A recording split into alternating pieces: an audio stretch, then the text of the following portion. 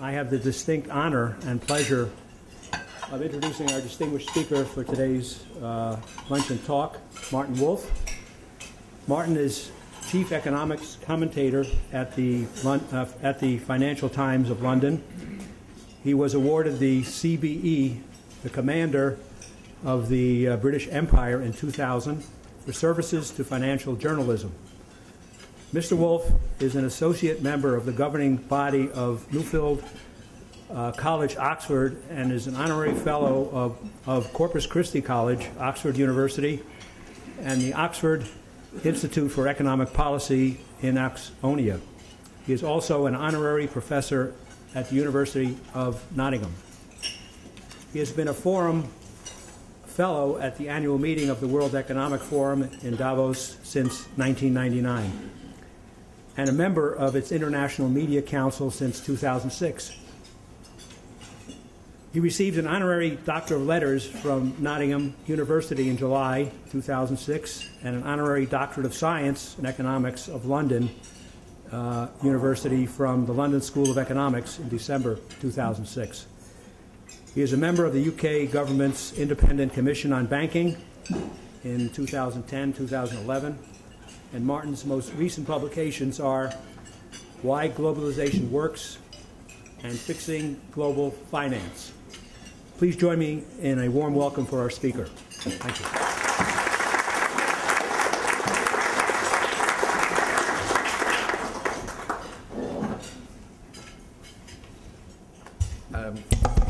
Okay, this is an astonishingly large audience. I must say that I would have thought that most of you could do something better than be depressed about the fate of Europe. As I entered, I met a friend of mine, I won't say who, and we had a discussion about where we are in this crisis, and I said, over the last 4 or 5 years, we seem to have been running a relay race across the Atlantic to decide who can screw up most.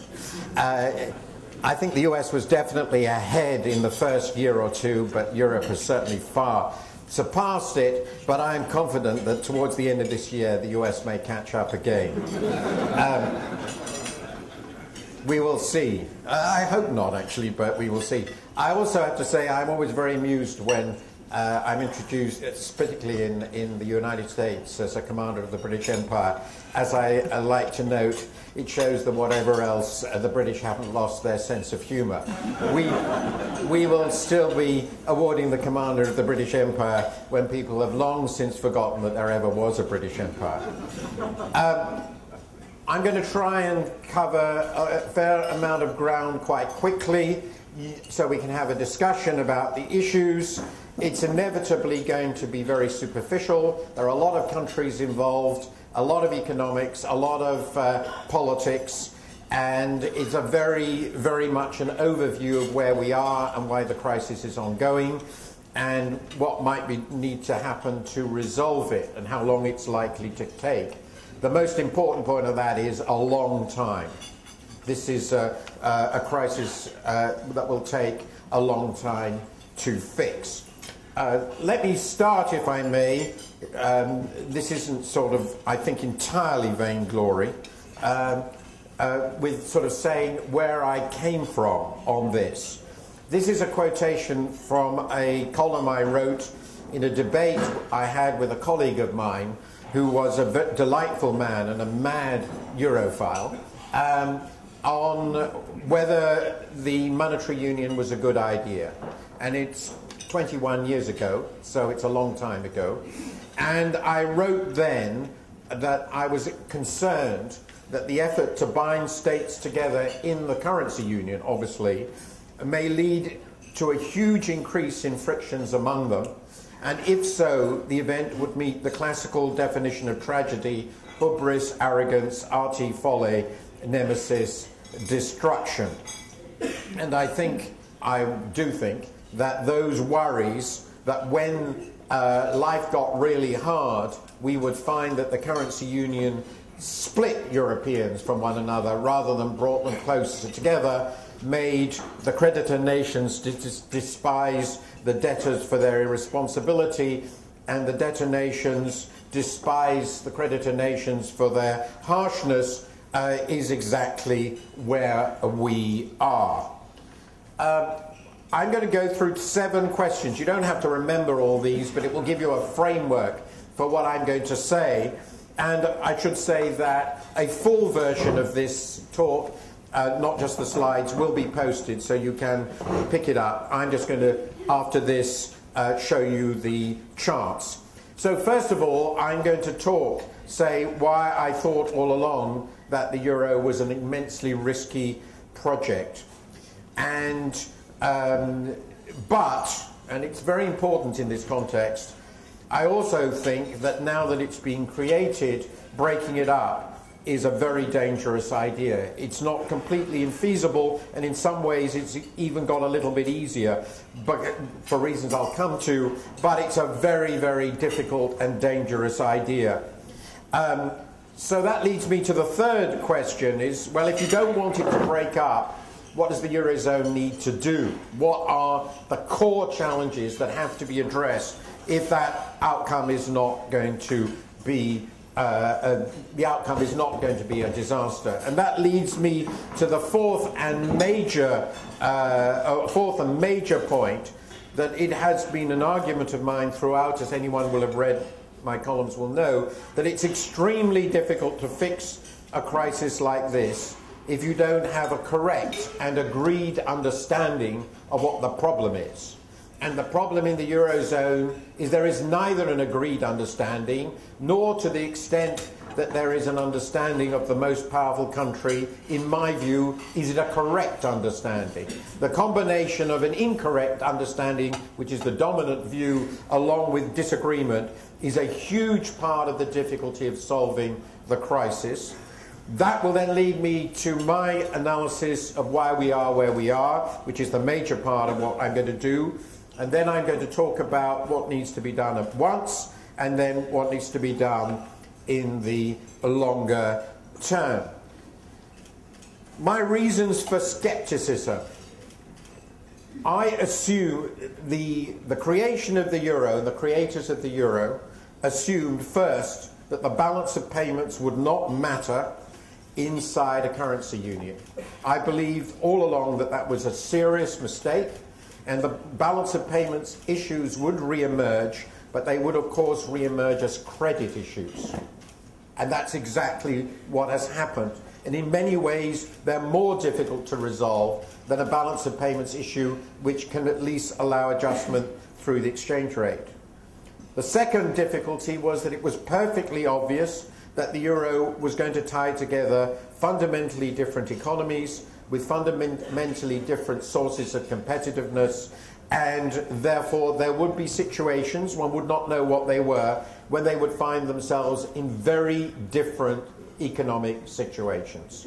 And some of that would be exogenous, and some of it would be endogenous, and I'll come to that in a moment. The euro obviously eliminated the pressure valve that many countries had used in the past, namely the exchange rate adjustment, and therefore inevitably and necessarily puts adjustment pressure on nominal wages. And this it did in some of the most rigid labour markets on earth. And finally, the euro, as structured, offered next to no insurance arrangements, essentially no insurance arrangements for countries should they get into difficulty. The assumption was either they would not get into difficulty, or that automatic market disciplines would work to force them to change, and that in any case they should be able to have some access to capital markets. Governments should be able to have some access to capital markets in the event of adjustment difficulty. And those assumptions were crucial, and in my view, when you put them together, it was obvious that they were likely to make for very big crises if the crisis started. So that's why I was very concerned about creation of this system. Nonetheless, in my view, there is tremendous danger in trying to reverse the process that created the euro. The way I put that is pretty obvious and banal. It's really difficult to unmake an omelette. and they have created a monetary and financial omelette. Obviously, many people have talked about partial breakups, one or two countries leaving, but of course, inevitably, once that happens, it ceases to be an irreversible system. Currency risk, therefore, is back inside the system. Currency risk will emerge, of course, in the form of credit risk, and it can become quite unmanageable. Indeed, it's what's happened. So partial breakup is very difficult. Comprehensive breakup, which might follow from partial, might happen on its own, will be an enormous shock to the European and global financial and economic systems, and to, even more important to my mind, to the political credibility of the entire post-war European order. They've staked this entire project on this monetary union now, and the collapse would be, I think, an enormous political threat. It's almost impossible to imagine it happening without irreversible changes in attitudes of countries, important countries in Europe, to one another. So the costs are enormous. Just to make a little footnote on this, on the economic side, obviously one of the consequences of the crisis, without a doubt, has been the renationalization of finance within Europe. As a result, a very large part, I'm going to come to this later, a very large part of finance is now being carried out by the European Central Bank, which has operated as the one genuinely European institution. That, in some sense, makes breaking up easier. It doesn't make it easy, it's still a nightmare, but it makes it easy. It merely means when there's a breakup, the Germans end up with an enormous credit balance which will never be repaid. And the balance is getting bigger and bigger, and the Germans are very well aware of this. It's one of the big risks in the system now. But the basic point is that the whole idea was to make the project irreversible by making the cost of exit enormous, and those costs are not illusory. They are real. There are very large costs associated with breakups. So then the question that leads me to my third question, assuming that it wasn't a bright idea in the sense that it was going to create the sort of crisis, it was likely to create at some point a severe crisis, and lots of the protagonists thought that might happen, that would be the trigger for further reform, so that's where we are now. And the second point is, once you get to that crisis, really trying to reverse it is a tremendous mess. So then that's the third question, is what does the Eurozone need to do to solve these problems? We already know that, as many people thought, many economists thought, that as designed in the way that I laid out very, very simply, the project has failed, in the simple sense that when the crisis hit, it has been necessary to create a very large number of new institutional arrangements, funds which would have the capacity of offering insurance to countries in stress, in the European Financial Stability Fund, the new European Stability Mechanism, of course the extraordinary role of the European Central Bank as a funder, the new fiscal compact. The whole array of new arrangements to oversee internal imbalances are a reflection of the fact that the project as designed failed. What they are doing, in my view, the way I've described it, as it's like rebuilding an aircraft while it's crashing. This is a very tricky task, and I would have to say, in all, they've done more than I would have expected. Under pressure, they've done more than I would have expected. But the big question, which I'll leave to you towards the end, is whether the feasible political set, namely the set of arrangements that they can agree with to handle the problems that have emerged, intersects with the feasible economic set. That's essentially the point. Is there a set of politically acceptable arrangements for everybody which are compatible with a workable economic arrangement? And by a workable economic arrangement, I mean one that allows member countries to feel that on the whole and in the long run, it's an arrangement that is to their economic benefit. That's the fundamental question, on which I think the answer is not obvious. That then leads me to my fourth question, or issue: why is a correct understanding essential? It seems to me obvious that if you are to fix this aeroplane while it's crashing, you have to agree on what went wrong, because otherwise you don't know what to repair. And there has to be some essential agreement.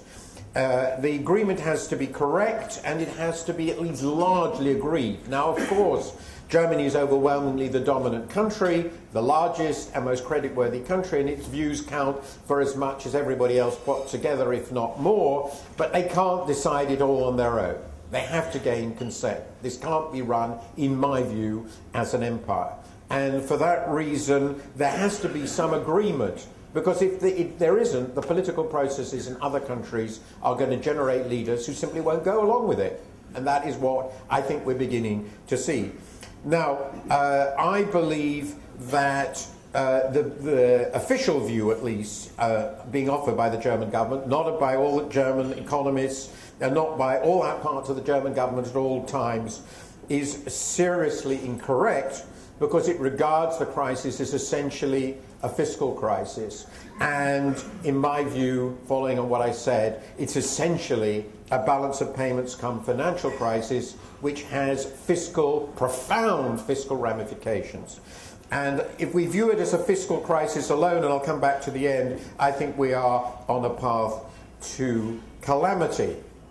So that then leads me to my fifth section, which will be much of what I have to say, which is, well, what actually drove this crisis. Now, if I leave aside for the moment the fact that, in some sense, what project as a whole did, namely creating a single currency among very different states, which continue to have predominant sovereignty, overwhelming sovereignty in all areas of policy other than monetary, including financial policy, which they controlled, the states controlled, fiscal policy was controlled by the states, labour market policy was controlled by the states, pretty well everything we consider the normal attributes of statehood continued to be controlled by the member states. The federation really operated on the basis of monetary integration and very weak fiscal rules and nothing really else. Obviously, this is not what we would think of in any way as a federal union, even in its weakest form. So that's obvious, okay? But beyond that, essentially, the trigger for this crisis was the result of enormous divergences that accumulated in the years of excess, driven by and helped by euphoria about the project, and equally matched in euphoria in financial markets more broadly, of which the Eurozone was one, but far from the only victim. I'll come to that in a moment. In fact, it turned out to matter far less whether private or public sectors were being financed than how big the external financial finance turned out to be. And when the crisis occurred, what happened essentially was a rolling wave of what Latin American economists would call sudden stops in private finance across the Eurozone. As an excellent paper, which I've referred to in my columns, co-authored by Jean Pisani-Ferry for Bruegel, which illustrates that phenomenon beautifully.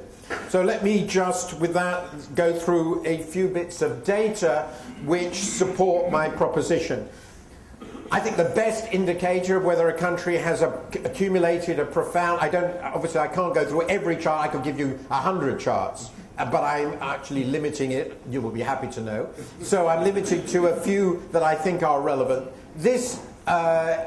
So how big a problem was the debt problem, the fiscal problem as a result of past malfeasance in the countries that have got into difficulty? So I tend to think net public debt is a better indicator than gross, but they're basically very close, so it doesn't really matter. Well, we can all agree that Finland is fine. Net assets, 73% of GDP. That's great. We would all like to be Finland in this situation. Let's look at the rest of them. We have 5 countries that got into really serious difficulty. The first 2, as we read from the left, are Ireland and Spain. Ireland's net public debt in 2007 was 11% of GDP, which we would agree was a pretty good fiscal position. Spain's fiscal debt in 2007 was 27% of GDP, and both of them are either a quarter or a half of the German and French level. We then move to Portugal, which is very close to France and Germany. So if it's a fiscal crisis, France and Germany should be in the same state as Portugal. Actually, maybe France will be. I won't come to that at the moment.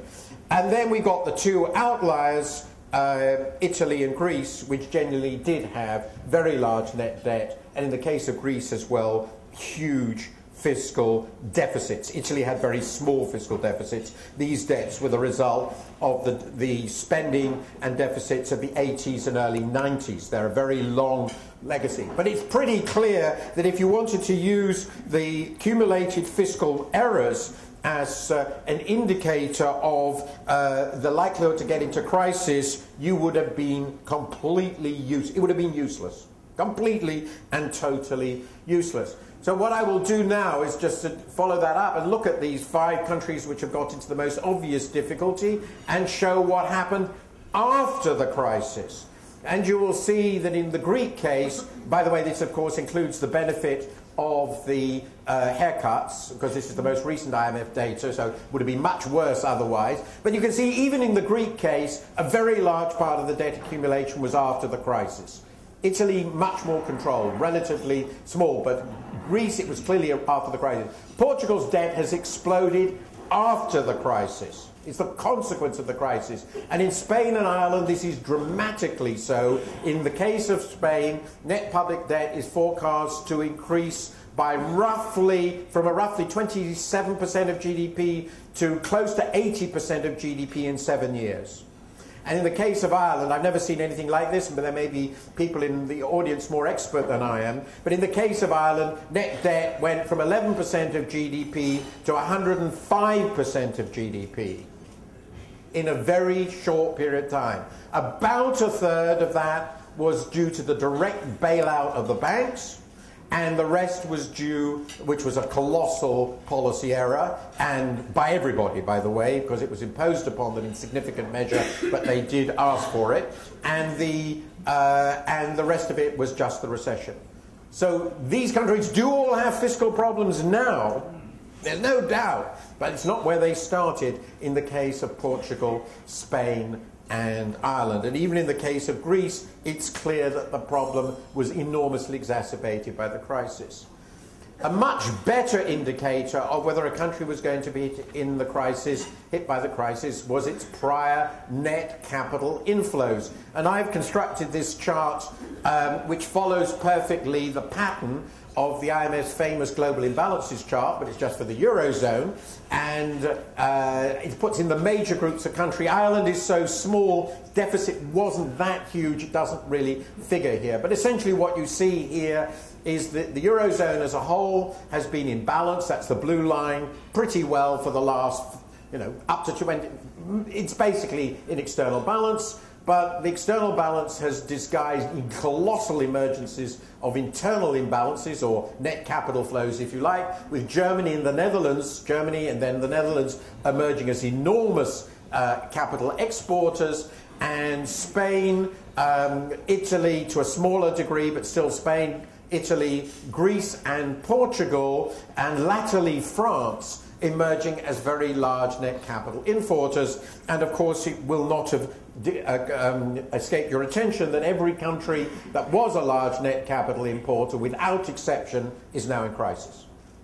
That's the crucial thing. And this reveals the same point essentially in terms of the averages of what happened between 1997 and 2007, so the decade up to the crisis. Essentially we have a number of capital surplus countries: Finland, Netherlands, Belgium, Germany. Germany was actually getting bigger and bigger, this is an average.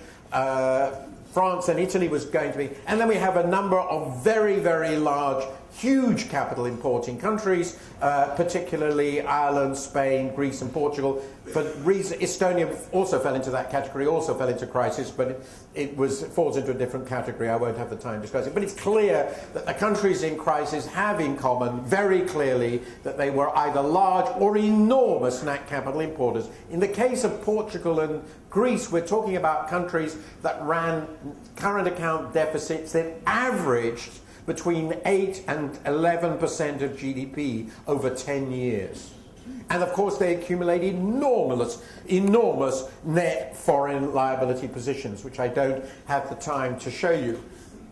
But what also happened as part of this process of capital flowing into the peripheral countries on this enormous scale was very large changes in competitiveness. To illustrate this, there are many different ways of looking at this. I've used unit labour costs in manufacturing since these are tradables, and I've used Germany as the benchmark. Now, there's some reason to argue that Germany was somewhat overvalued initially, so I don't want to suggest that all this is a deterioration. But if you look at Greece, the unit labour costs relative to Germany rose by 80%. It is not surprising they have a problem. It is not. And there is no deflation on earth that can reverse that, in my view. In the case of Italy and Spain, it's between 30 and 40%, which is pretty disturbing, particularly in the case of Italy, I think. Portugal is smaller, but Portugal was seriously uncompetitive to start with. The only country of the bunch that looks reasonably attractive from this point of view is Ireland, which is the only country in the Eurozone that has genuinely managed internal devaluation. The only country to manage internal devaluation, which you can see at the bottom. Others have really serious competitiveness problems, which they obviously have to reverse. Now, what happened? There was a huge inflow of capital, private capital, into these countries. The public sector was not involved in any way. These charts I've taken from my column on this subject, which are themselves based from the Bruegel charts, which I think are wonderful. What they show is the cumulated private inflows for Greece, Portugal, Spain and Italy. That's the dark red. Above them in yellow is essentially, putting it very crudely, the net inflows from the European Central Bank operating as a lender of last resort. And the pink above that is official programs, the IMF, the EFSF, bilaterals, all that stuff. And you will see that in the case of Greece and Portugal, from 2008, the private inflows went negative. The private sector has just been taking money out in a big way. That started in Spain and Italy much more recently. You can begin to see it happening much more recently in a subsequent wave of sudden shocks, and with the weight there being taken up overwhelmingly in all these cases by the European Central Bank operating as a lender of last resort. And we can have to say very, very clearly that without the willingness of the ECB to operate in this way, the system would have completely collapsed. All the banks would have gone and the governments would have gone. So I give the ECB and both Jean-Claude Trichet and Mario Draghi, particularly with his brilliant LTRO operation, a great deal of credit for taking this enormous exposure on their balance sheet, which of course, as you all know, if you looked at this issue of the target balances, has meant given huge net claims to Germany. I think they're now running at about 700 billion euros. I don't know the exact figure later, and will just keep on accumulating because they are essentially funding the system in this way. It's much more important than the official programs. Now, of course, this is associated with, and crucially, a tremendous capital market price reversal. The disaster for these countries was that up to 2008, all credit risk among sovereigns, and that affected, of course, all the credits within countries, since the countries still mattered as recipients of capital, in my view, for the reasons I've tried to say, all credit risk disappeared. They were all treated as the same, and that was what encouraged these enormous inflows of capital, funding either the government in some cases, or very often the private sector, where country risk was assumed country risk itself was assumed to be zero. Then, of course, in fact, there was even a period, interestingly, in 2006, when there was a negative spread with Ireland. Ireland was trading with a lower interest rate than Germany, but that was a very brief peculiarity. We then got a very rapid explosion of credit spreads. You can see the Greek one, you can see the Portugal one, and the Ireland one, which has come back a bit. That's the one real success again. They moved within a year, essentially, from a position in which there was no problem in funding themselves to a situation in which rollover was completely unmanageable. Their debt became completely illiquid, and these countries were driven into the arms of the ECB and official lenders. More recently, and much more seriously, the same phenomenon has affected Italy and Spain. You can see that really started late in 2009. You can see on this chart they peaked with spreads of between 4 and 5 percentage points. So Italy's debt was then trading at about with a yield of 7%, which in the case of Italy is absolutely unsustainable as a long-run rate, since we're talking about a country whose nominal GDP in a good time is going to grow 3%, and for the next few years is going to decline. So a 7% nominal yield is just not a sustainable yield. You will see that the LTRO, when introduced at the end of last year, reduced spreads by a couple of percentage points, and you will see that this is now beginning to reverse. The impact of putting in €1 trillion to fund the banking sector was not enough to bring those spreads to manageable levels, and that is giving both of these countries a very serious long-run rollover problem. Belgium is better at the moment than that. It's got, in many ways, quite a strong position, but of course it has this huge debt hangover problem. Now, the final point I would like to make about where we are and how these things fit together is, of course, an absolutely fundamental attribute of this system as it evolved when crisis hit. People started saying, we don't want to lend to Spain, and that because we doubt the Spanish sovereign.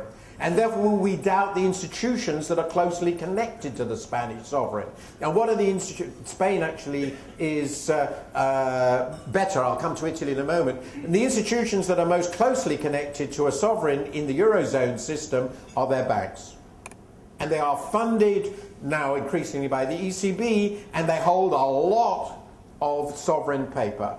And even if they don't hold a lot of sovereign paper, the sovereign backstop has historically been deemed important. One of the results of that is an extraordinarily close correlation between the deemed riskiness of banks and the riskiness of the sovereign associated with those banks. And since the sovereign is deemed highly risky, that generates a fundamental structural riskiness in the banking system. In Spain, interestingly, because their big domestic banks are so international and deemed historically well run, the spreads are actually below the sovereigns, but they are still very highly correlated. In Italy, the spreads are so close that you can hardly separate them. Essentially, lending to the major Italian banks is now deemed goes along with lending to the Italian sovereign. This nexus between the banks and the sovereigns has become a decisive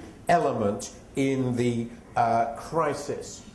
Now, when in this post-crisis period has then happened with the funds cut off, with real interest rates soaring, with fiscal positions under stress, a lot of pressure to cut fiscal deficits, what's happened to GDP and unemployment and trade? And I think that's the last part of this, what are the causes of where we are, that I'm going to go through. And you can see that all the countries were very badly hit by the crisis. Interestingly, Greece initially not, it just kept going. But today, Greece and Ireland are basically running about 10% below the starting point. There's no sign of recovery.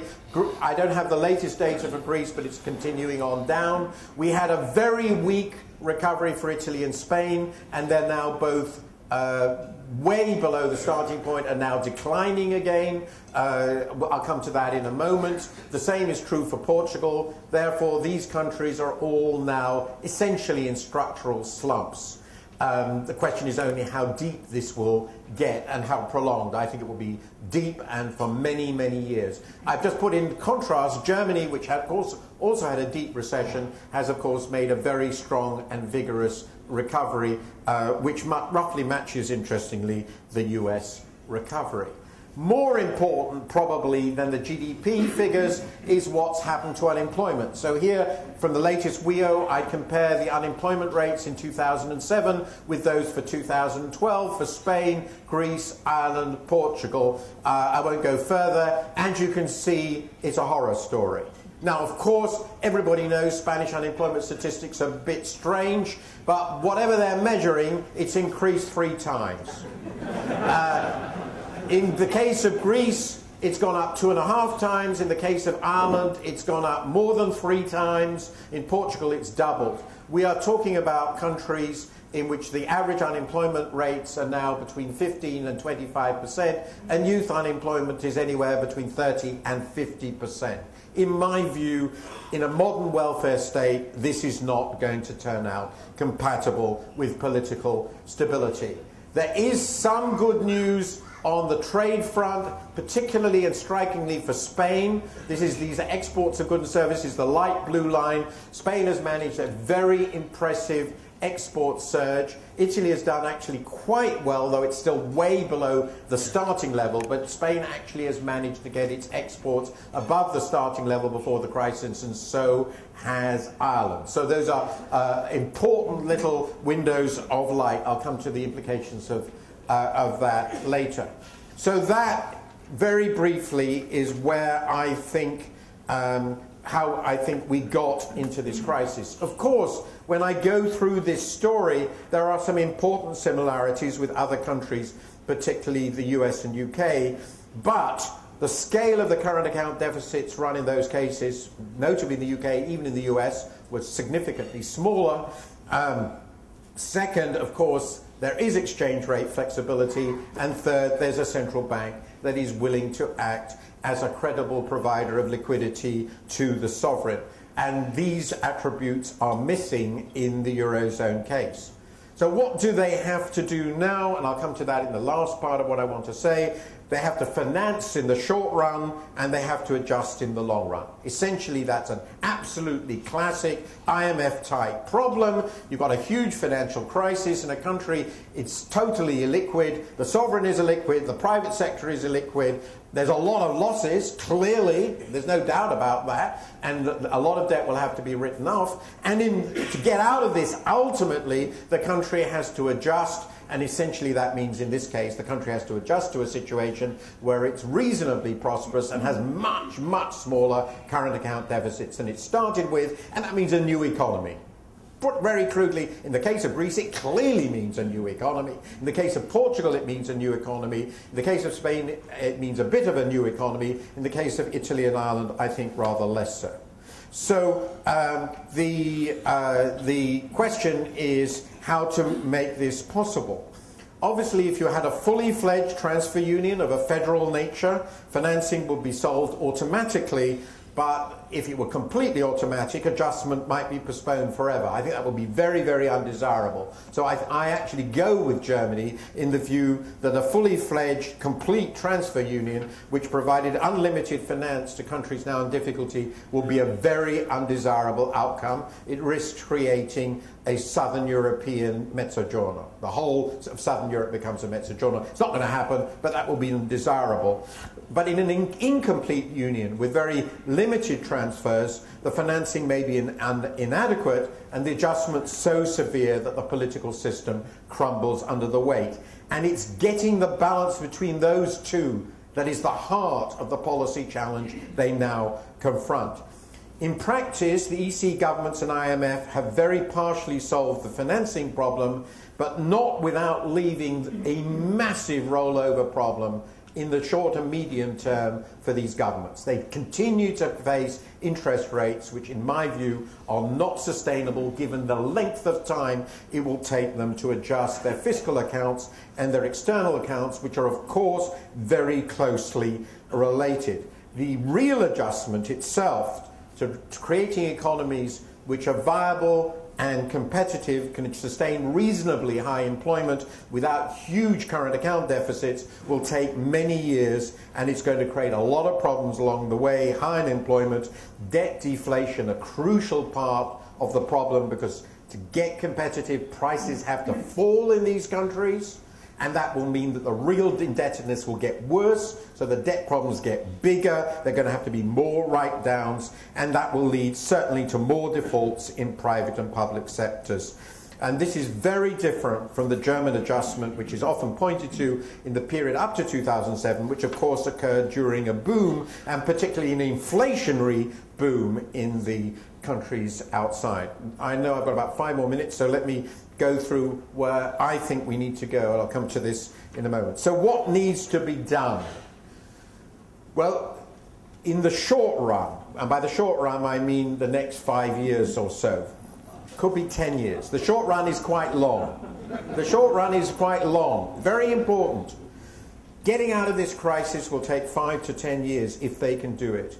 Basically, there's going to have to be financing on a scale and generosity sufficient to allow the real adjustments required to occur. And in the absence of devaluations, the real adjustments are going to take 5 to 10 years minimum. There's no other way that these adjustments can occur except on that sort of time horizon, in my view. There will have to be recapitalization of banks on a scale sufficient to manage plausible losses, and by definition the recapitalization cannot come from the sovereigns in the case of the countries that are in difficulty, because it's just, as I pointed to you, the extreme convergence of risk spreads. The cost of funding for the sovereigns is essentially the same as the cost of funding for the banks.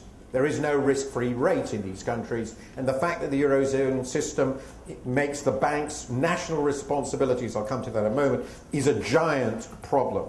There has to be adjustment by both surplus and deficit countries in the context of quite dynamic aggregate demand in the Eurozone as a whole, and a significant relative price rise in core countries via divergent inflation.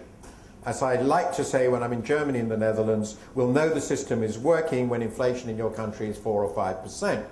And that is not a joke.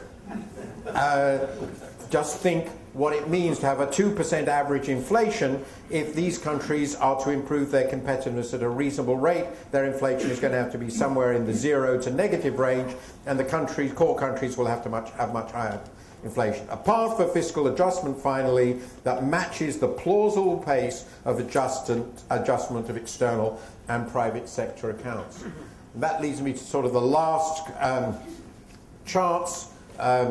This is what the consensus for forecasts has shown for 2012, successively starting with January of last year and ending with March of this year. And you will see that over that time, 2 big things have happened. First, people have realized that Spain and Italy are going to have very deep recessions, and they got deeper with each successive month. And they've also concluded that the Eurozone as a whole will be in recession. And of course, that means that the context within which these countries are adjusting is about as bad as it can be. It's just about as bad as it can be. And unfortunately, this is expected to continue into 2013, and I suspect this is too optimistic. I expect these countries to continue to be in recession next year. But anyway, they're not expected to grow at all. And again, in the context of a very weak Eurozone growth, now forecast at 0.8% next year. The penultimate chart, these two go together, is to show the nature of the adjustment problem that is required if they are to eliminate the fiscal deficits as the German mandated fiscal compact, or as the fiscal compact suggests they must. And this is another way of looking at where we are in the crisis, and it sort of leaves us, I think, with a very clear macro view. Basically, what I've done is take from the IMF's data, by the bit of manipulation, the implied private sector financial balances. That's to say, the surpluses and deficits. Up to 2007, in essence, and very simply, the German, Netherlands, and Dutch private sector ran huge surpluses, and colossal deficits were being run in Spain, Greece, Portugal, Ireland, Slovenia, and so forth, exactly as you'd expect. because they were net borrowers. It was the private sector that was the biggest borrower. This is what that looks like now. Essentially, all the private sectors are either in balance or running huge surpluses. If the fiscal deficit is disappear, either those private sector balances must go towards zero, or the current account deficits must become surpluses. This is a matter of pure logic. And the only way those two things can happen quickly is through depressions. There is no other way. And that's why the challenge of adjustment is so difficult and long term. Let me just sort of bring it together, what needs to be done finally in the longer term. Those are the adjustment challenges ahead and why the crisis is certainly not over. In the longer term, if it is going to survive, the Eurozone needs to become a minimal federal union. It will include the Eurozone, what I call hideously, the Eurozonization of the banking system. The banking system must be backed up and guaranteed by a European, Eurozone-wide fiscal authority. That's what you discovered in the US, it seems to me, in the 30s, and it's relevant now.